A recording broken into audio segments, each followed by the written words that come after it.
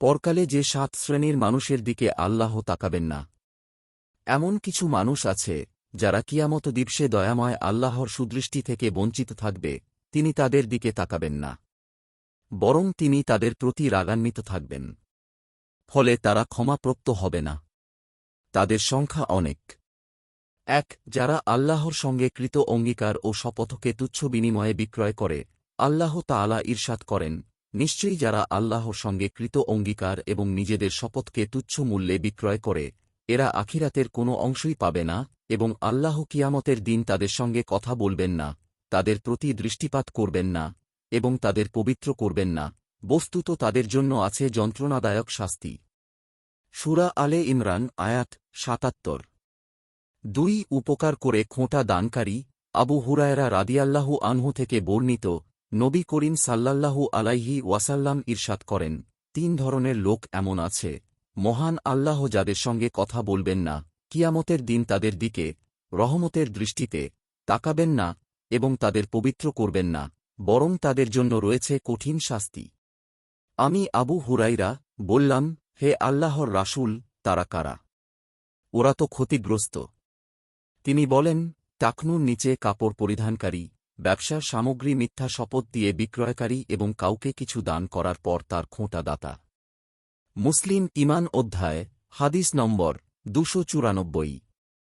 অন্য হাদিসে এসেছে, লুঙ্গির যে পরিমাণ অংশ টাকনুর নিচে থাকবে, ওই পরিমাণ জাহান্নামে যাবে।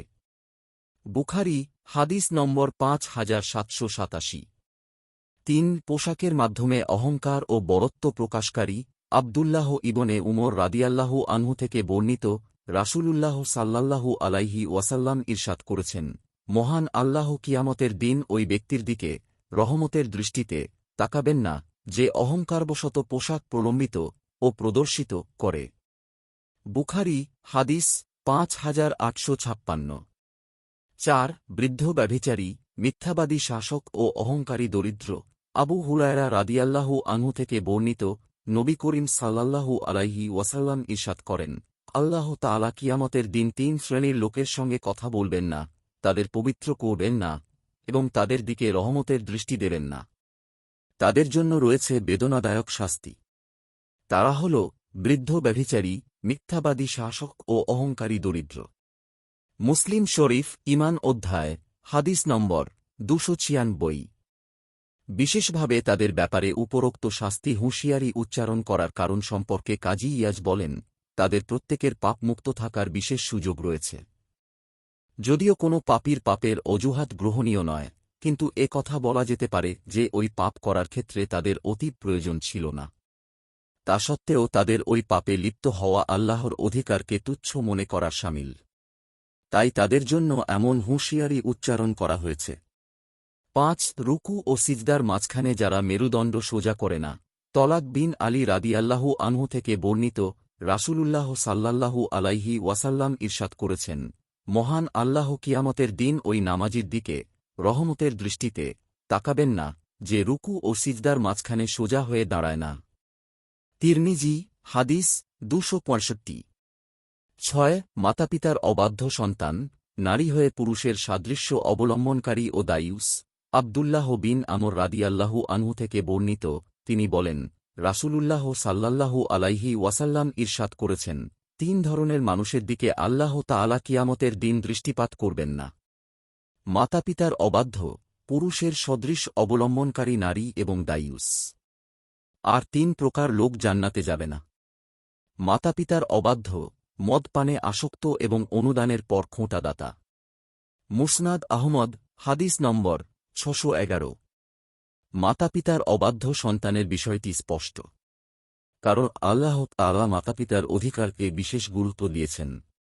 তিনি নিজ অধিকারকে তাদের অধিকারের সঙ্গে সংযুক্ত করেছেন এবং তাদের উভয়ের সঙ্গে সদ্ব্যবহার করার আদেশ করেছেন। ইরশাদ হয়েছে, তোমার রব তিনি ছাড়া অন্য কারো ইবাদত না করার নির্দেশ দিয়েছেন এবং মাতাপিতার প্রতি সদ্ব্যবহারের নির্দেশ দিয়েছেন।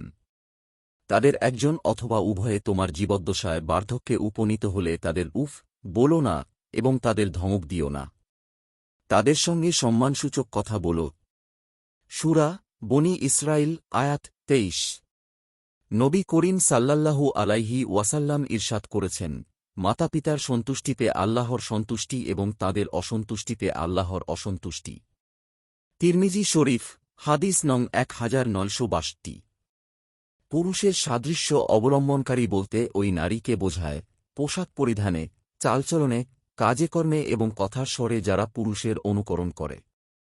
আর দায়ুস হচ্ছে, যে নিজ পরিবারে অশ্লীলতা প্রশ্রয় দেয়, তাদের সম্ভ্রম রক্ষায় আত্মসম্মানী নয়, সে মানবিকতাহীন, অপুরুষত্ব, অসুস্থ মস্তিষ্ক এবং দুর্বল ঈমানের অধিকারী।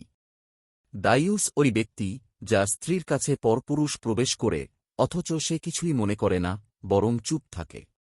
ইমাম জাহাবী রহমাতুল্লাহ আলাইহি বলেছেন, দায়ুস ওই ব্যক্তি, যে তার স্ত্রীর অশ্লীল কাজ সম্পর্কে অবগত, কিন্তু তার প্রতি ভালোবাসার কারণে সে ব্যাপারে উদাসীন থাকে, অথবা তার ওপর তার স্ত্রীর বৃহৎ ঋণ বা অন্য কোনো দুর্বলতার কারণে সে স্ত্রীকে কিছুই বলে না। প্রকৃতপক্ষে ওই ব্যক্তির আত্মসম্মানবোধ বলতে কিছুই নেই। ইমাম জাহাবী, কিতাবুল কাবায়ের, 1 ডিভিশন 50। দায়ুস ব্যক্তির পরিণতি সম্পর্কে রাসূল সাল্লাল্লাহু আলাইহি ওয়াসাল্লাম ইরশাদ করেছেন, দায়ুস কখনোই জান্নাতে প্রবেশ করবে না। নাসাই, হাদিস 2562। 7 সমকামী, আব্দুল্লাহ ইবনে আব্বাস রাদিয়াল্লাহু আনহু থেকে বর্ণিত, তিনি বলেন, রাসূলুল্লাহ ইরশাদ করেছেন, আল্লাহ তাআলা কিয়ামতের দিন ওই ব্যক্তির দিকে দৃষ্টিপাত করবেন না, যে ব্যক্তি পুরুষের সঙ্গে কিংবা স্ত্রীর সঙ্গে পায়ুপথে শারীরিক সম্পর্ক স্থাপন করে।